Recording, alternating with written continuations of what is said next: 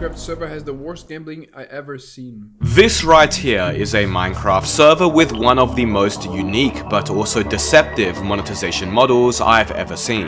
A Minecraft server with such insanely exclusive and rare items and cosmetics that some players are willing to pay upwards of 5,000 plus US dollars just to buy and collect them. A Minecraft server which, despite having over 2,000 players online, seems to be hiding the truth. And a Minecraft server full of gambling, most of which is completely against Mojang's rules and guidelines, with deliberately deceptive odds made to trick players, or hidden odds likely heavily rigged against the player. This is Enchanted MC. It's a Minecraft server seeing over 2,000 players online daily, one of the biggest Minecraft servers there is today. Some of its game modes, such as Prison, are so popular that they see almost 1,000 players online during uptime just by themselves alone. Which might make you think, how can a server so popular also be seemingly quite unknown? And what is the server's secrets that have led to becoming so successful? Well, that's what we are going to find out. Let's first investigate some of the server's shady monetization.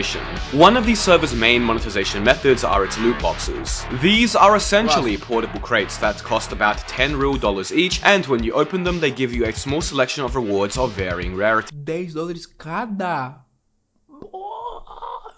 Some being significantly more valuable than others. And this is where things start to veer into non-guidelines compliance. You see, whilst the Minecraft guidelines do list gambling as being disallowed on Minecraft servers, crates and similar RNG mechanics, which don't look like typical gambling you'd see in real life, such as in a casino, are in fact allowed provided they meet a small selection of rules. The first being that all crate and other RNG mechanics potential rewards must be able to be previewed, and the second being that the odds of winning each item are also listed. Enchanted MC's loot boxes do not have the odds of winning each item listed at all. Oh, but wait, they seem to have rarity bands: common, rare, legendary, and mythical, right? Well, yes, but this is where things arguably get even more deceptive. To find the actual numerical odds these rarity bands represent, you have to go to a different GUI by typing the command /crates, which, keep in mind, is not mentioned anywhere on the loot box. In that GUI, we can see that the odds of getting a common item are 20% plus, the rare rewards 5 to 10%, the legendary rewards 1 to 5%, and then mythical below 1%. And this is where the deceptive part comes in, as these odds are still not guidelines compliant. Based on what they've said, the odds of winning a common reward, which are listed as 20% plus, could actually be as high as 94%. The rare rewards, which are listed as 5 to 10%, could be as low as 5%. The legendary rewards, listed as 1 to 5%, could be 1%, and then the mythical rewards, which are simply stated to be below 1%, could be so absurdly low that the true odds would require multiple decimal places. The way the odds are written mean that technically, a common reward could have a 94% chance of dropping, with everything else only 6% combined all up, yet the way they've represented it here makes the rarer rewards seem significantly more likely to drop than they are. I'd argue this is actually even more harmful than simply not listing the odds as other servers like Cosmic Sky do, as these odds are just straight up intentionally deceptive. They also do these same deceptive rarity bands for their normal crates too, might I mention. And remember, these loot boxes cost the equivalent of $10 US each. I talked to a player of the server who mentioned that the mythical rewards in loot boxes, the ones with a supposed below 1% chance of dropping, which are generally the server's most expensive donation ranks, have basically never been seen to drop from loot boxes whatsoever. Now, the other shady mechanic the server has related to its loot boxes is its loot box battles. Rather than just open the loot box as normal yourself, you could also choose to do a loot box or crate battle either against another player or não, mano. Não sei se vou em Pyre, mano. the server. The way these work is simple. When you open a loot box, so does another player or the house, and whoever gets the most rare or valuable items wins and gets all the loot box items from both parties. So for example, a player could spend $10 on a loot box, then do a loot box battle against the house, then lose that and walk away with absolutely nothing. It's basically double-layered gambling. Not only are you gambling with deceptive, likely misrepresented odds, but you're also then gambling that whoever you are battling gets worse wins than you too, hoping to double your winnings. And here's the thing, the house likely has a significant edge, just as all casinos do. Think about it, why would the server give players even 50% odds to double their items and get twice their money's worth when they could rig the crate battles in their favor and make players essentially pay for nothing? There's no way to know for sure, but considering the server has already gone out of their way to make their normal crate odds intentionally deceptive, it doesn't seem too out of the question that they would make the house significantly favored in loot box battles too. So, moving away from loot boxes now to an actual cool part of the server with some very interesting mechanics that is also deceptive and non-EULA compliant, let's now talk about the server's cosmetic crates. But before that though, we recently hit 900k subscribers thanks to you guys, and are now on the home stretch to 1 million, which I'm aiming to hit by the end of the year. So if you enjoy my videos and have been for the past few years, be sure to subscribe. No pressure of course. Oh, and be sure to check out my own RPG survival server which has custom dungeons of varying difficulties, fun vanilla plus classes and more. Both Java and Bedrock can join. Anyways, cosmetic crates are something a lot more servers are beginning to implement, many containing custom cosmetics which make use of the server's resource packs that are all quite well done. And personally, I like them, as while they still do involve gambling, they at least provide servers a way to monetize themselves without pay-to-win gambling specifically. But the ways in which Enchanted MC's cosmetic crates work, and the economy that has formed behind them, is super unique. So, first of all, there is absolutely zero odds listed for each of the items in all of the servers for cosmetic crates, including their rather expensive $10 monthly one. And this time, there's not even any rarity bands or anything I can find either. We have absolutely zero idea what the drop rates of any of the cosmetics are. This is completely non-compliant with Minecraft's guidelines, mind you.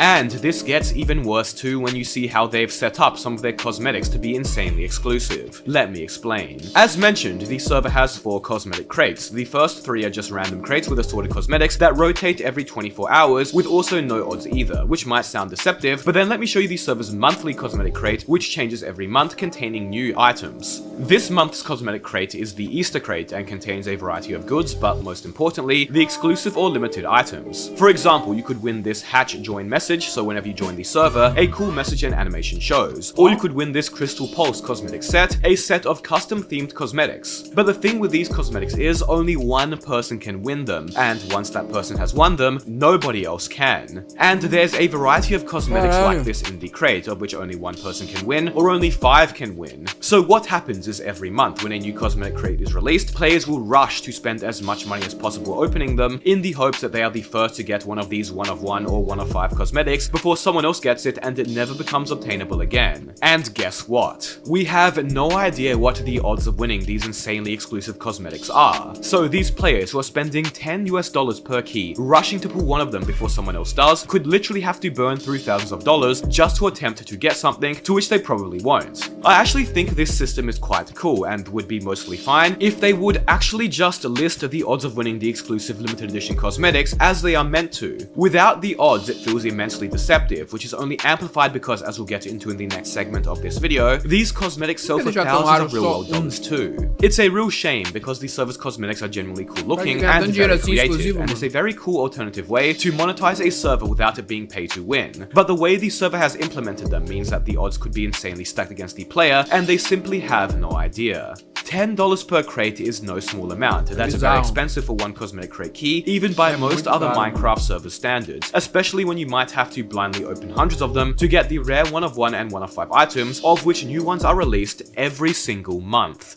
Because the server has such an exclusive cosmetic system, an economy has formed around them. In-game, there is a cosmetics auction house where some items sell for credit amounts in the tens of thousands, such as this one here for 15k credits, the equivalent of $150 US. On the server's Discord, they even have a specific marketplace channel where players list items and cosmetics for sale. Here a player is selling a completed Inferno core set, a set of cosmetics themed around Inferno colors like red, orange, and yellow, for 100,000 credits, the equivalent of about $1,000 US. According to this player, there are only 2 full Inferno core sets on the entire server. This marketplace channel is very active, with players listing new things for sale every few minutes, and as you can see, there's a good degree of demand for exclusive cosmetics too, such as this player here looking to buy a full ocean blue set of cosmetics for 80,000 credits or about $800 US. Some of the 1 of 1 cosmetics, such as the retro beach ball themed 1 of 1 set, supposedly sold for 500,000 credits or about $5,000 US, which is absolutely insane for a cosmetic on a Minecraft server, since it's more money than most people make working full-time in an entire month. And this isn't the only one that is seemingly sold for that amount too, as another one-of-one cosmetic set, known as the Starlit Heart set, also seemingly sold for that amount. The highest I saw was someone who was selling a full tropical set of cosmetics for 900,000 credits, and someone increased the bid to 1 million credits, essentially 10,000 US dollars. Utterly unbelievable. Bro. Also, fun fact, but it seems this player named What? Eden, who put massive bids and bought tens of thousands of dollars worth in cosmetics, was also banned for IRL trading.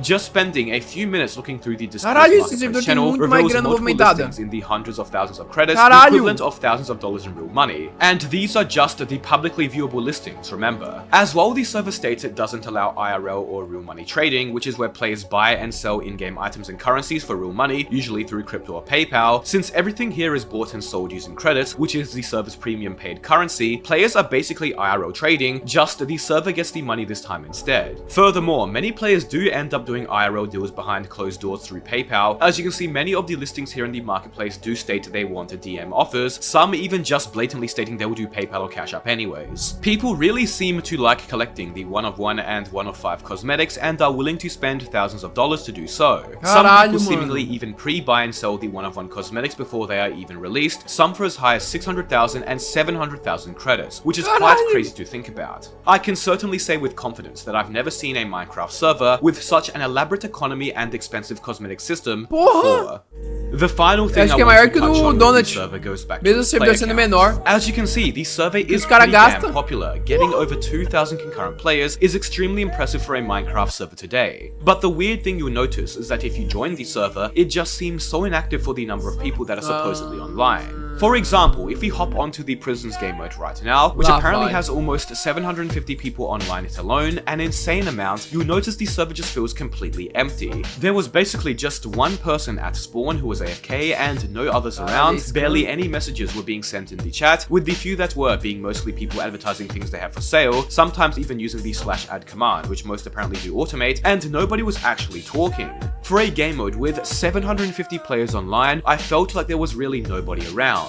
And this same trend can be noticed in the server's other game modes, which also have hundreds of people online. Nobody seems to be talking, and nobody seems to be at spawn or active and moving around at all. And as players seem to say when I asked, the server looks to have either a majority of its 2,000 players either be AFK or fake spoofed players. That does seem to be the consensus, with these players stating that they believe about 800 to 1,000 players aren't real, or about 2/3 of the server's player base. And honestly, I'm finding it not hard to believe that based on how inactive the server looks. But at the end of the day, they wouldn't be the first nor the last Minecraft server to spoof or fake their player count into being larger than it is. It's a very common deceptive practice across the Minecraft server ecosystem. It just sucks that it has become so normalized. And that is Enchanted MC, a server with one of the most interesting monetization models and economies I've ever seen, that unfortunately also comes with a myriad of deceptive practices. Be sure to subscribe, thank you all so much for watching. Então pode ser, mano, pode ser até bot a galera conversando no Discord lá em mercado. Yo! Cara, eu tô impressionado, mano. Caralho, que doideira, mano.